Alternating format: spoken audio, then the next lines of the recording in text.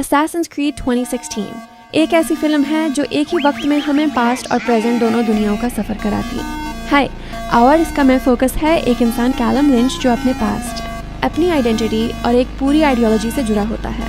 Film की शुरुआत एक डार्क और ट्रैजिक सीन से होती है जहाँ कैलम छोटे से बचपन में देखता है कि उसके फादर ने उसकी माँ को मार दिया है और ये ट्रॉमेटिक मेमोरी उसके अंदर एक ऐसी छोड़ती है जो उसके पूरे लाइफ के डिसीजंस को बदल देती है। उसके बाद कैलम बड़ा होकर एक क्रिमिनल बन जाता है और जेल के अंदर अपनी ज़िंदगी बिताता है। लेकिन एक दिन उससे एक कॉरपोरेशन अफसरों के लोग उठा कर ले जाते हैं।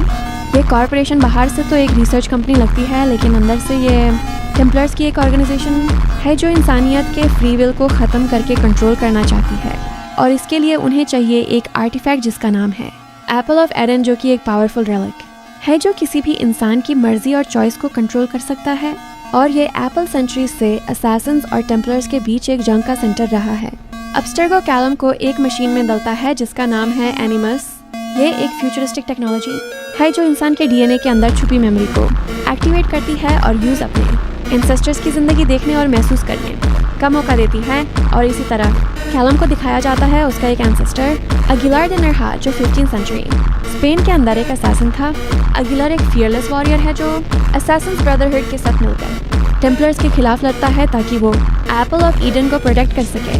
जैसे ही कैलम एनिमस के अंदर घुसता है, फिल्म हमें एक ब्रेथ टेकिंग सफ़र दिखाती है जहां हम पार्कोर चेसेस देखते हैं जो स्पेनिश रूफटॉप्स पर होती हैं। हम देखते हैं स्वॉर्ड फाइट्स जो ब्रूटल और रॉ लगती हैं, और हर एक सीन में एक फिलोसॉफिकल टेंशन होता है जो बताता है कि ये जंग सिर्फ एक ऑब्जेक्ट के लिए नहीं है बल्कि पूरी इंसानियत के फ्यूचर के लिए है।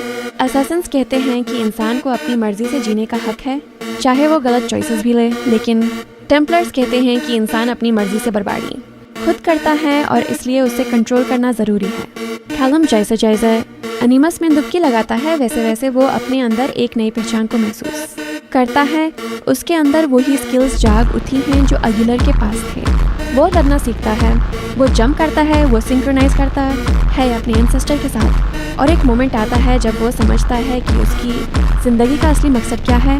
वो सिर्फ एक मर्डर नहीं है जैसा दुनिया उसे देखती है, बल्कि वो एक असैसिन है जो फ्रीडम के लिए लड़ने के लिए बना है। फिल्म के क्लाइमैक्स में कॉलम और दूसरे कैप्टिव असैसिन्स मिलकर अब्स्टर्गो के खिलाफ खड़े होते हैं और वो समझ जाते हैं कि वो अपनी लेगेसी को कंटिन्यू करेंगे। और एक फाइनल कन्फ्रंटेशन में जब एप्पल ऑफ एडन सामने आता है तो कैलम उसे प्रोटेक्ट करता है और ऑफिशियली ब्रदरहुड को अपना बनाता है। यहाँ पे वो अपने पिता की याद को भी समझता है कि उसने माँ को क्यों मारा था। वो एक्चुअली उससे टेम्पलर्स से बचाना चाहता था। मूवी का सबसे बड़ा थीम ये है कि फ्रीडम और कंट्रोल के बीच का स्ट्रगल कभी ख़त्म नहीं होता। हर जनरेशन में ये जंग चलती है और असैसिन्स हमेशा उठकर लड़ते हैं ताकि ह्यूमैनिटी को अपनी मर्जी और अपना चॉइस बनाए रखने का हक मिल सके। और इसीलिए कैलम का जर्नी एक क्रिमिनल से एक बिलीवर और एक वॉरियर बनने तक का एक स्पिरिचुअल और एक्शन फिल्ड जर्नी है जो हमें दिखाता है कि कभी हमारा खून और हमारी लेगेसी हमें हमसे भी ज़्यादा डिफाइन करती है।